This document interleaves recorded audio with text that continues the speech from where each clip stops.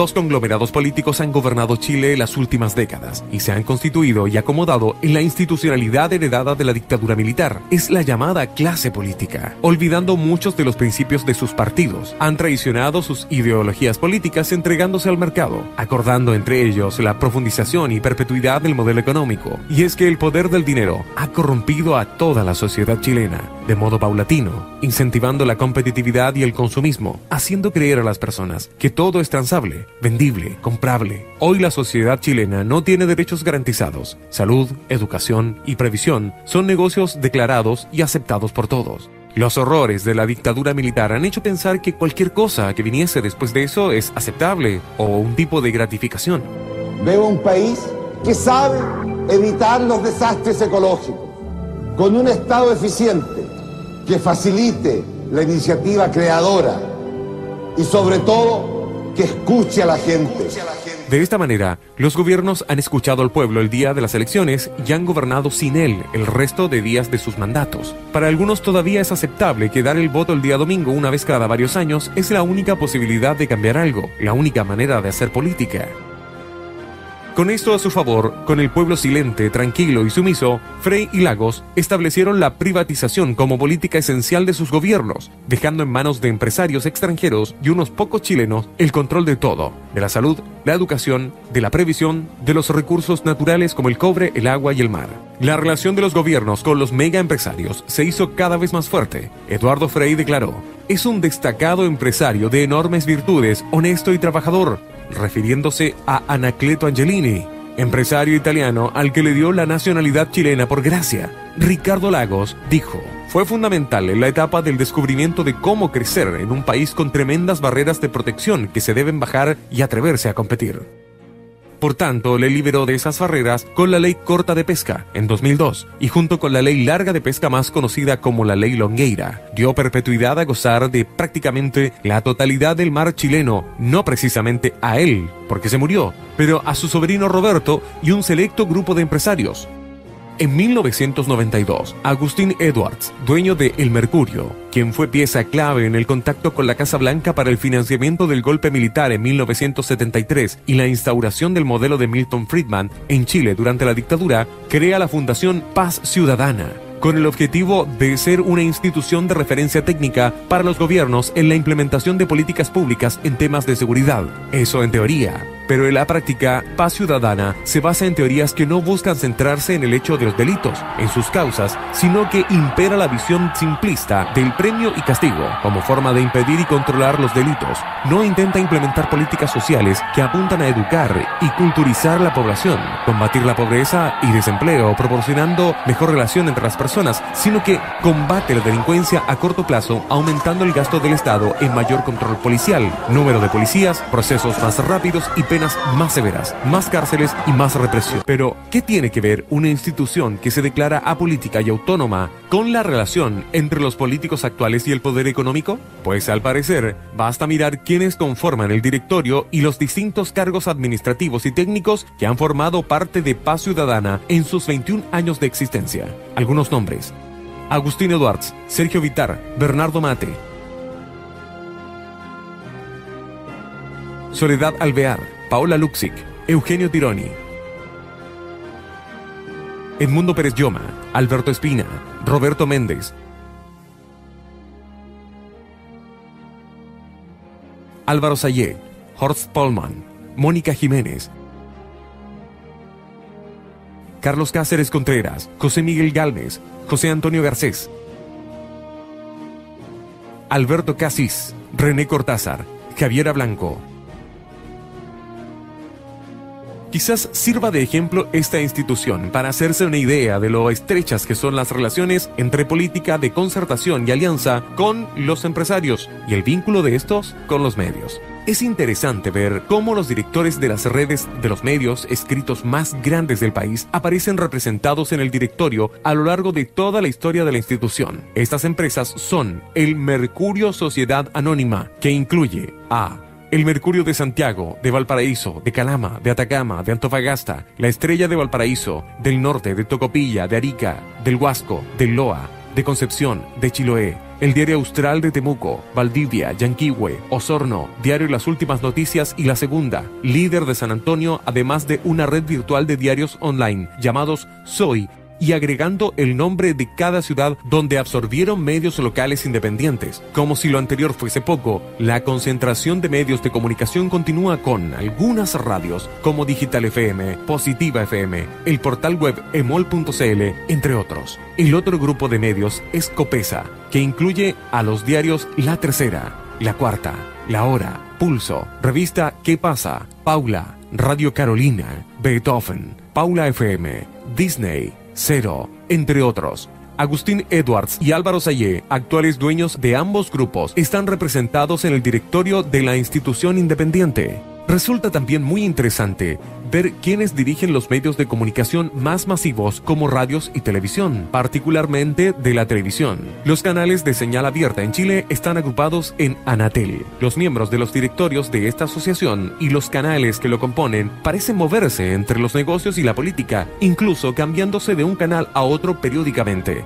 Es curioso también escuchar entre quienes aparecen en la televisión referirse a los otros como canales de la competencia. Hablar de la grúa televisiva es como ver estos productos distintos en sus características organolépticas y pensar que son competencia cuando en el fondo pertenecen a la misma compañía. Con el dinero controlando a través de sus dueños las comunicaciones, estas se transforman en lo que se conoce como uno de los poderes fácticos más influyentes que tienen los gobiernos, de manera que sus pensamientos bombardean de información inconscientemente a los ciudadanos y al público en general, generando una visión de la realidad muy influenciada por las ideologías y decisiones de los gobiernos. Al no existir diversidad de medios alternativos que compitan con estos grandes medios, la relación es directa, porque aproximadamente más del 90% de publicidad del gobierno, ministerios, municipalidades, servicios e instituciones del Estado es otorgado en medios escritos a estos dos grupos, lo que se traduce en aportes económicos. De esta manera se financia la gran prensa escrita.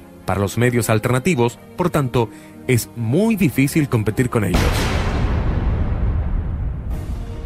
Las vinculaciones entre estos poderes son muy estrechas y se puede encontrar personajes ligados en un momento a directorios de televisión, dirección de otros medios, ligados al mundo empresarial y a instituciones públicas con participación en los gobiernos directa o indirectamente. Solo un ejemplo. La abogada Javiera Blanco fue ex subsecretaria de Carabineros durante la gestión de Michelle Bachelet. Fue vinculada en escándalos como el ocurrido con el senador Guido Girardi.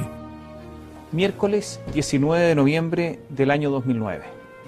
El senador Guido Girardi está apurado porque son las 11:23 y va camino a Valparaíso. A esa hora va a trabajar.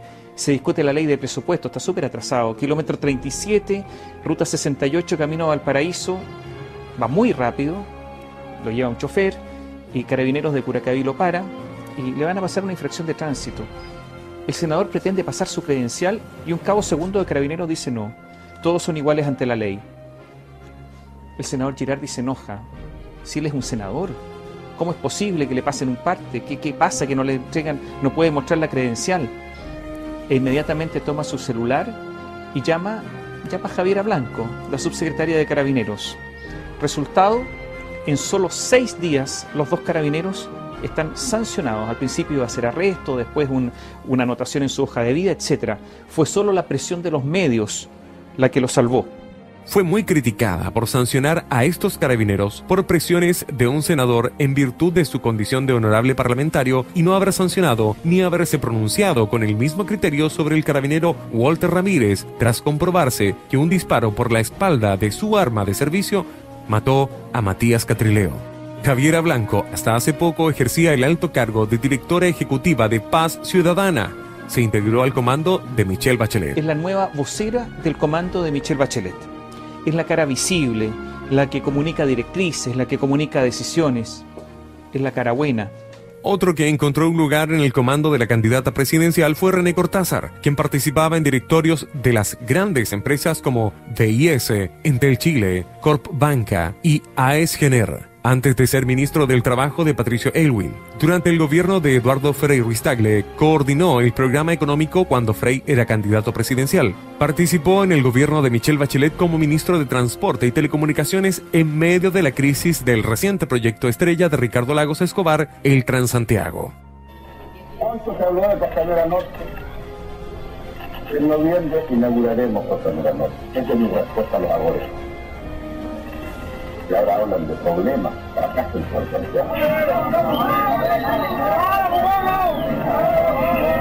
Toda la gente aquí, nosotros venimos a las 6 de la mañana. Los trabajadores aquí todos botados sin poder llegar a sus trabajos. En la vereda sur, retraso y problemas hubo en distintas partes de la capital. Todo el mundo está reclamando por falta de buses. Un paradero totalmente atochado de pasajeros. La escuela militar fue sin duda uno de los puntos más críticos. Fue tal vez el epicentro de los reclamos. Gracias, señora presidenta, no preocuparse por nosotros. Los que no tienen en vehículo llegan y parten. Nosotros aquí esperamos. Y prometió que en diciembre el Transantiago iba a estar muy bien, que iba a mejorar sustancialmente. Y si no lo hacía, él se iba, de todas maneras. Llegó diciembre y no, el Transantiago era un caos. René Cortázar renunció, pero con elástico. Michelle Bachelet le dijo que no, que siguiera, y él siguió. Violó su propia palabra. Hoy día ha sido integrado al comando de Michelle Bachelet. La Superintendencia de Valores y Seguros SBS resolvió sancionar por distintas infracciones a la Ley de Mercado de Valores y Ley de Sociedades Anónimas a un total de 22 exdirectores y ejecutivos de la empresa La Polar por el escándalo descubierto de las ilegales repactaciones unilaterales que efectuaba la empresa a sus clientes. René Cortázar fue multado por 700 unidades de fomento por haber sido uno de los miembros del directorio de La Polar. Andrónico Luksic, principal representante del multimillonario Grupo Luksic, dueño entre otras de Telefónica del Sur, Lipigas, Terpel, AFPs Provida y Hábitat, de las radios Concierto, Sonar FM, Play FM, la mayoría de las empresas mineras y del consorcio empresarial Quiñenco, que agrupa entre otras empresas a Shell, la manufactura Madeco, la Compañía de Cervecerías Unidas SU, El Sur y el Banco de Chile. Se compró Canal 13 en 2010 y mandó a buscar a Cortázar para ponerlo al frente del directorio. 15 años antes, Cortázar conformó el directorio de TVN en el alto cargo de director ejecutivo por 5 años, por lo que tenía experiencia de ese tipo de cargos. Son solo un par de ejemplos de los muchos que se pueden encontrar, de personajes que participan del mundo de los negocios, los medios de comunicación y de los gobiernos democráticos. Ejemplos que hacen evidente la relación entre política y negocios en los medios de comunicación son el actual presidente de la República, Sebastián Piñera, quien fue dueño de Chilevisión desde 2005, cuando era candidato presidencial, y lo vendió solo tras las presiones constantes de la ciudadanía. Mega lo maneja la familia Solari, dueña además de Sodimac, Falabella, Hipermercados Totus, Aguas Andinas, Club Hípico de Santiago, la empresa aérea fusión de LAN TAM, entre otras. El actual directorio de TVN tiene a 5 de sus 8 miembros vinculados actualmente o en el pasado a los negocios. En el actual directorio de la red, 6 de sus miembros estuvieron vinculados a otros canales de televisión o a otros medios de comunicación. En el actual directorio de Canal 13, 9 personeros han tenido participación en otros medios de comunicación. 8 tienen o han tenido vinculación con grupos económicos y empresas privadas y 5 han participado directamente en labores políticas. La conclusión es evidente. Los poderes actúan como uno solo, conspiran con los intereses de la minoría, no quieren dejar su situación de comodidad y ambicionan más en desmedro de quienes apenas pretenden sobrevivir. Relaciones de poder de este tipo se dieron en todos los ámbitos, sin respeto por los impactos sociales ni medioambientales que el llamado desarrollo podría tener. Esto fue representado fielmente por Michelle Bachelet, quien aprobó 42 termoeléctricas en su periodo presidencial, quien además traicionó junto con la alianza a los estudiantes secundarios y pidió ayuda a los Estados Unidos para reprimir al pueblo mapuche, tal como lo hizo años antes el dueño del Mercurio para financiar el golpe militar. El mismo quien años más tarde era homenajeado por la clase política de todos los sectores. La traición que nos realizó en el año 2006, que no olvidamos tampoco la represión ejercida hacia el pueblo mapuche y que se acuerde de Patricio Troncoso, y que tampoco olvidamos los proyectos termoeléctricos e hidroeléctricos que aprobó, y uno, el más reconocido acá en Santiago, como es el Alto Maipo. Esto es solo una parte de la historia política de los gobiernos que han dirigido los caminos que ha tomado Chile. Una historia política que va más allá de una opción acerca de un tema o una propuesta. Es parte de las ideas honestas que mueven profundamente a los políticos, a sus visiones acerca del presente y el futuro del país. Ninguno de estos gobernantes intentó cambiar la constitución escrita por Jaime Guzmán y sus amigos, ni al sistema binominal, ni los códigos laboral, minero, de aguas, etc., que rigen el sistema económico político social de Chile. Nuestro país debe avanzar en la construcción de una verdadera ética de comportamientos públicos. Esta coalición que ha gobernado a Chile durante 20 años deja ahora el poder con la frente en alto. Pónganse ustedes una mano en el corazón y ¿qué prefieren? ¿Lo de antes o lo de hoy? En un rato más voy a referirme exactamente a los puntos que ustedes están señalando. Democracia es que usted pueda estar en las calles gritando, mi amigo.